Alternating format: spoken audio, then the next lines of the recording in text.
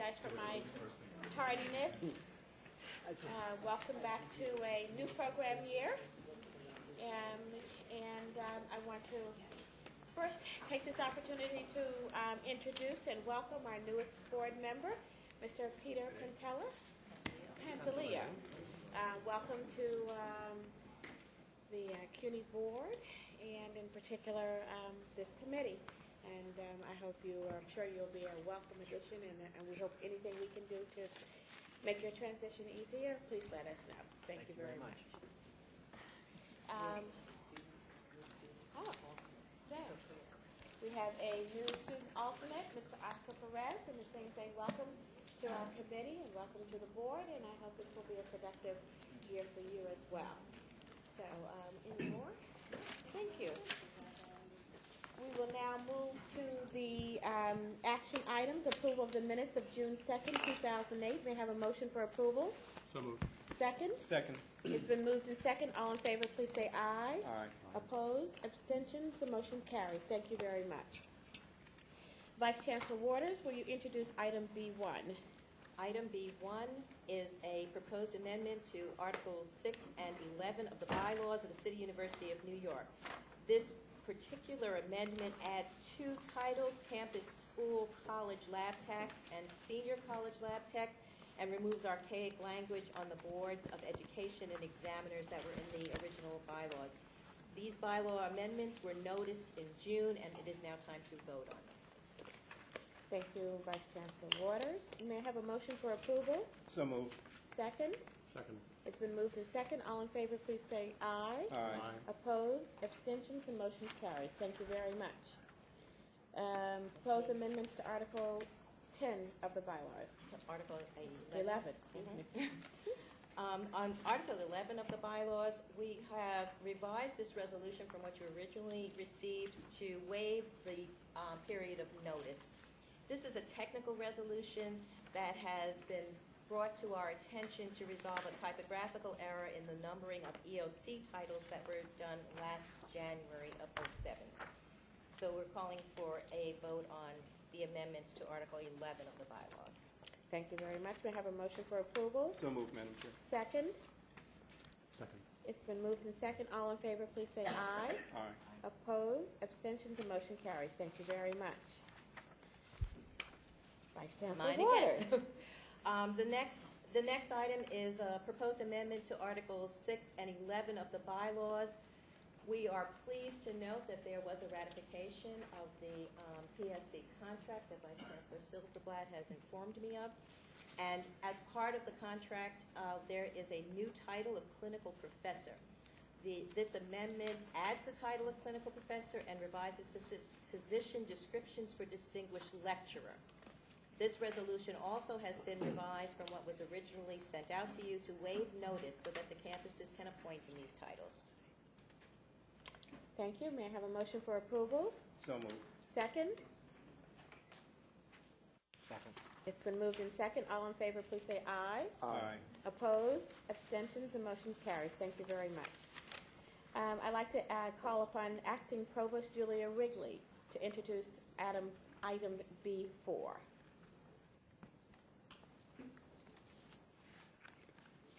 I'm here on behalf of President O'Kelly from the Graduate Center, and the Graduate Center has initiated. Thank you.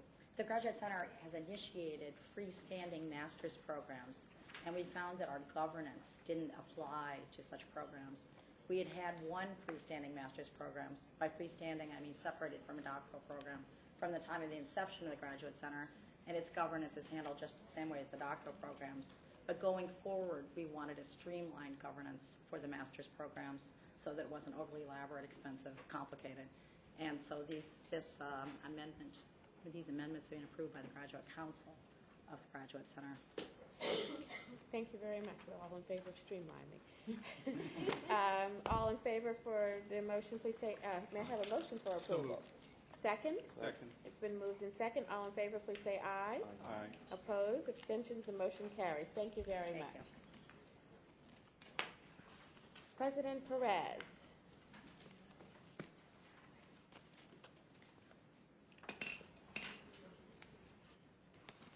Welcome to a new program year. Thank you, Trustee.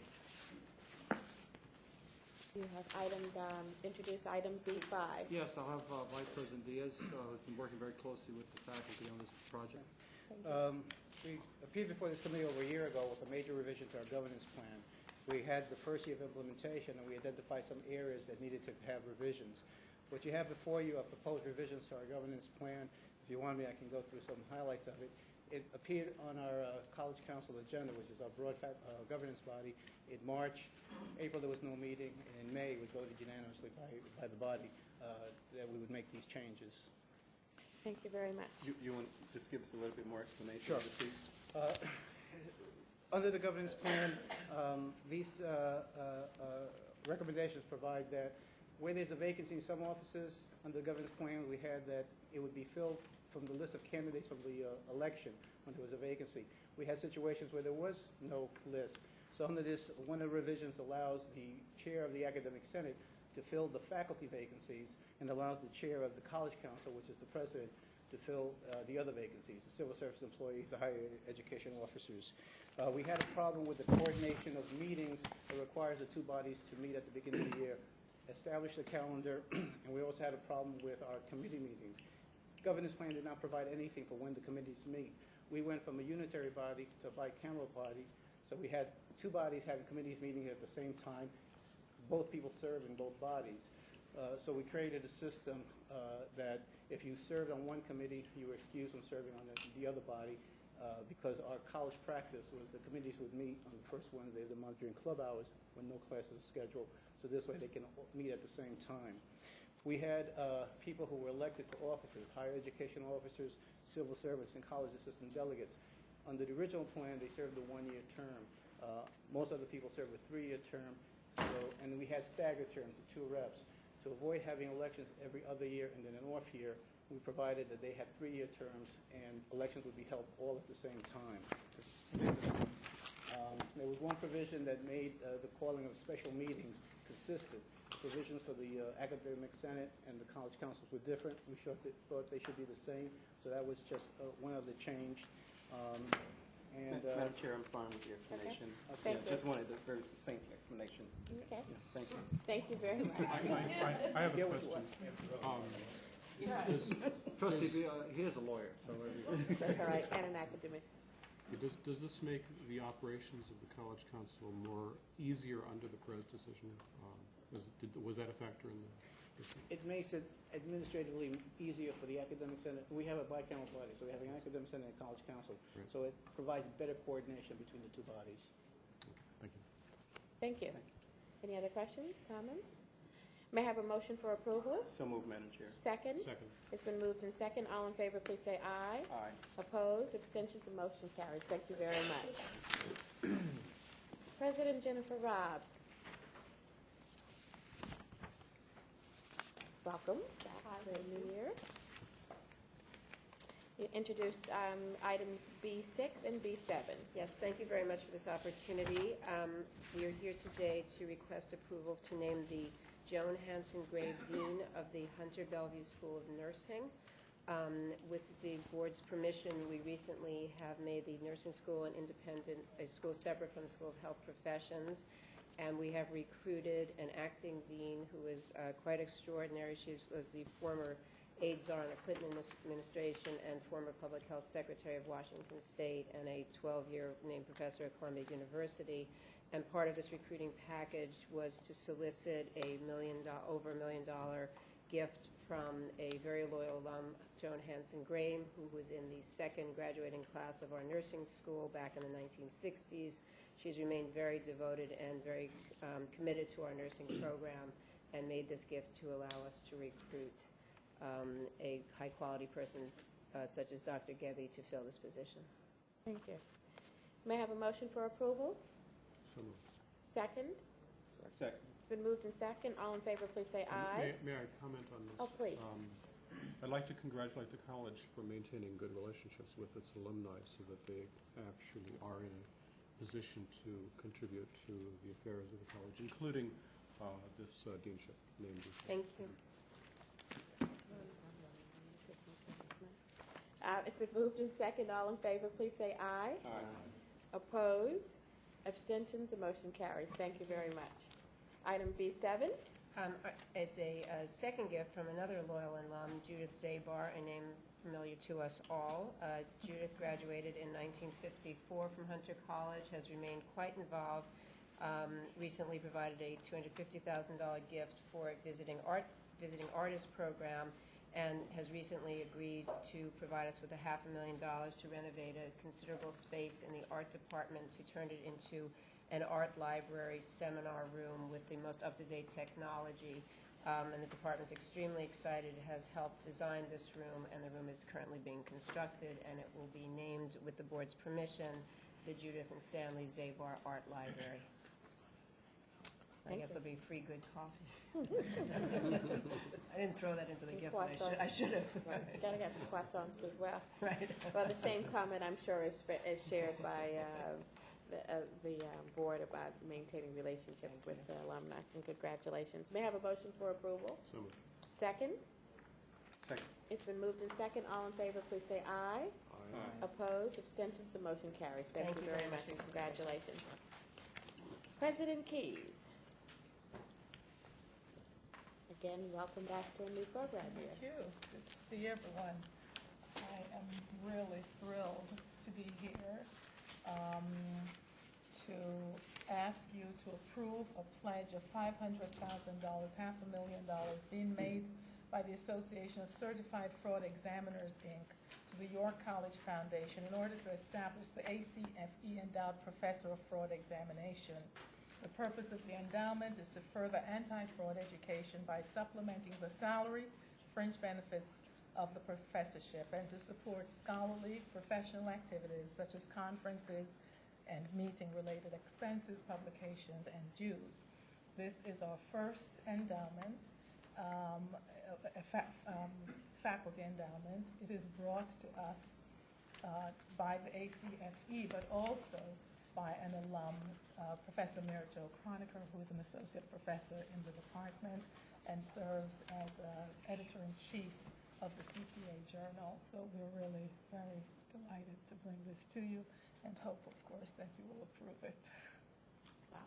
Again, congratulations. This is a big move for York, and you are to be commended and congratulated on this outstanding move. May I have a motion for approval? So moved, Madam Chair. Second? Second. It's been moved in second. All in favor, Comments? please. Comments, please. Thank you. First of all, I'd like to congratulate the college on getting the money for this endowed professorship. One issue that comes up when endowed professorships are given by organizations is whether the organizations have or attempt to have any claim over curriculum, over course content, and those things, of course, are completely within the province of the faculty, and I'm sure that that is the case in this case. It certainly is. Thank you. From my experience in the state, it's not just New York State, but in addition to congratulations to achieving this could be very good career path for students in government, anti-government fraud on the city, state, and federal level. It was a very popular topic when we were there, and I'm sure it remains so, especially now. Sure, it could be a great avenue for your college. Well, you can be assured you'll see me not at this table, but at the Copper table soon with programmatic initiatives. All in favor, please say aye. Aye. Opposed? Abstentions? The motion's carried, and congratulations. Items C1 through C10 are appointments with waivers of the bylaws. I'd like to introduce Dr. Would you say your name, please? Welcome.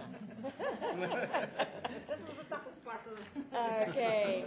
From the Office of Academic Affairs, you have already received these materials, so Dr. Sakana will report very briefly on these appointments. Thank you very much, and welcome to the committee. Thank you. Good evening. I'm here to introduce the Chancellor's University Report items. Items 1 through 3 are appointments of faculty with immediate tenure. These 3 associate professors have held previous tenure at other institutions of higher learning and thus are eligible for a waiver of section C.2.c of the bylaws. Appointment of Dr. Claire Bishop as Associate Professor of the Department of Art History at the Graduate Center. Appointment of Dr. Nicholas Wolfinger as Associate Professor in the Department of Sociology at Queens College. And the appointment of Dr. Timothy Stickle as Associate Professor at the Department of Psychology at the John Jay College of Criminal Justice. Item 4 is the appointment of an Associate Professor with early tenure with a waiver of the 1-year service requirement specified in Section 6.2d of the Bylaws. That refers to the appointment of Catherine Hansing as Associate Professor at the Department of Black and Hispanic Studies at Baruch College. Items 5 through 10 involve appointments with waiver of the degree requirements specified in Sections 11.7b2 and 11.7b3 of the Bylaws, based on relevant professional experience and best interest of the involved college. Appointment of Richard Frusioni as Assistant Professor of the Department of Nursing at Kingsborough Community College. Appointment of Eugene Donati as Assistant Professor of the Department of Media and Communication Arts at the City College of New York. Appointment of Jacob Alspector as Associate Professor at the School of Architecture at the City College of New York. Appointment of Elisa Terani as Associate Professor in the School of Architecture at the City College of New York. Appointment of Christian Folkman as Associate Professor in the School of Architecture at the City College of New York. And the appointment of William Wright as Associate Professor at the Department of English at the Borough of Manhattan Community College. Madam Chair, I present these appointments for the board's approval. Thank you very much. May I have a motion for approval? So moved. Second? Second. Any comments? It's good that the university is in a position to get such distinguished scholars from other universities that we have been able to attract them. I completely agree with you. Thank you very much. All in favor, please say aye. Aye. Opposed? Abstentions? The motion carries. Thank you very much. President Waldron, welcome back to a new program year. Would you introduce item C11? Yes, this is the recommendation for appointment of David Shanton as acting vice president for college advancement at Baruch College. The President Chris Cloud is tendering his resignation. And so we're appointing David, who is an employee of the college in the Office of College Advancement. It's not here. It's not? He's not here, right? Oh, I'm sorry. Mr. Shanton actually had 2 weeks scheduled vacation before he knew he was going to be appointed as acting vice president. I thought it would be kind to let him take his vacation before he came back to a full plate. So he is not going to be a candidate for the permanent position. We're starting a search for that now, but David is willing to undertake the additional responsibility if approved by the board. Thank you very much. May I have a motion for approval? So moved. Second? Comments? All in favor, please say aye. Aye. Opposed? Abstentions? The motion carries. Thank you. Tell him enjoy his vacation. Thank you. President Morales. And welcome back to a new program year. Thank you. Thank you very much. Thank you. Madam Chair, I come before this committee to recommend the appointment of Michael Daniels as the acting vice president for student affairs. Carol Jackson has tendered her resignation. The college will commence a national search for vice president for student affairs. Mr. Daniels will not be a candidate. We're very fortunate to have Mr. Daniels at the college. He brings a wealth of experience. He served as Associate Dean for Student Affairs since 2002 and assistant to the Vice President for Student Affairs since 1995. So he brings a good wealth of experience. It brings stability to the Division of Student Affairs while we search for a replacement, a permanent VP. Thank you very much. May I have a motion for approval? So moved. Second? Second. It's been moved in second. Comments? There being none, may I have all in favor, please say aye. Aye. Opposed? Abstentions? The motion carries. Is Mr. Daniels here with you? Yes, he is. Welcome, Mr. Daniels, and thank you for your service to the university. Would you like to address the committees? Yeah, I'd like to tell you that I've been at the college for the last 15 years, and it's an honor and a privilege to work at the only public institution of higher education in Staten Island. I'd like to thank President Morales for his confidence in me, and I look forward to being a part of his cabinet to assist in advancing the goals of the college over this next year while the search is being conducted. Well, thank you for your continued service. Thank you very much. Thank you. Items 2A through J are included in the agenda for information purposes only and do not require a report or a vote. So up to me. So we are now back to Vice Chancellor Waters. Thank you, Trustee Beal. In the past, we had voted on the conflict of interest policy, and I was going to ask Rick Schaefer to just give a short update on the implementation, which was one of the issues that we had said we would bring back to the board for the board's information. Thank you. You recall that when we were discussing the new policy, I think it was Trustee Berry made a friendly amendment as to how we ought to implement it, and we just wanted to report back that we've taken or in the process of taking the following steps to disseminate the new conflict of interest policy. First, the policy has already been posted on the CUNY website on the faculty and staff page. Secondly, it is also posted on the CUNY website as part of the Manual of General Policy. In addition, an email blast will be sent later this week from me to approximately 35,000 full-time and part-time faculty and staff members throughout the university. The email will contain a 4-page summary of the policy with links to the full policy as posted on our website. Fourth, a hard copy of the policy will be included in orientation packages given to all new CUNY employees just as soon as we can get the logistics of that set up. Fifth, the nepotism provisions of the policy will be discussed at the first meetings of this academic year of the Administrative Council and of the college's labor designees and human resource directors. Discussions of these provisions are also being planned for meetings of other university groups.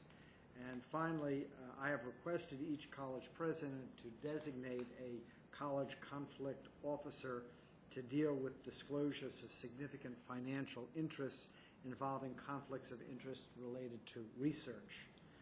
Vice Chancellor Small has begun planning an initial training program in November for the individuals designated as college conflict officers. Thank you. Thank you. On a similar note, the board approved a policy on June 23rd of 2008 on domestic violence in the workplace, and I would like to just give a brief update on the discussions that have taken place with the University Faculty Senate regarding implementation. The university and the UFS met on July 22nd, and some of the suggestions made by the Faculty Senate were accepted. A draft memo was sent to the Faculty Senate incorporating the understandings reached, and these include: the policy requires that presidents and deans designate a liaison to ensure campus-level implementation of the policy. These liaisons will be trained by the State of New York Office of the Prevention of Domestic Violence and will be available to employees in need of support.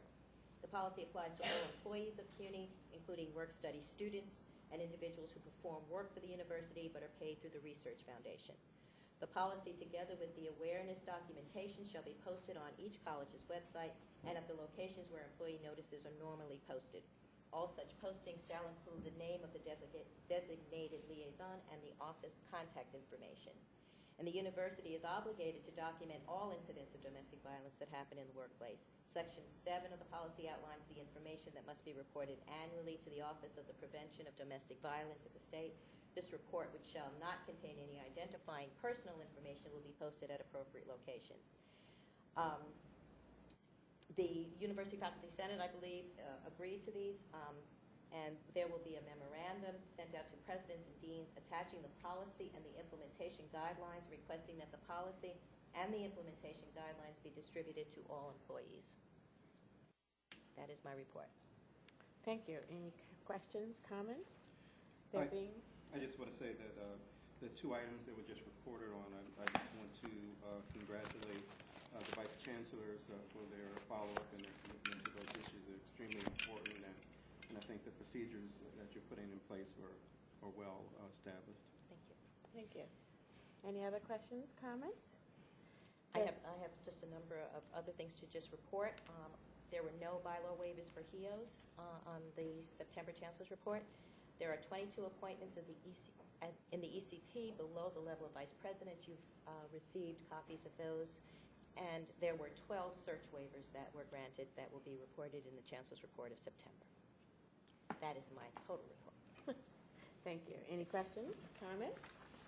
There being none, meeting is called to adjourn. Thank you very much for your attendance. Thank you.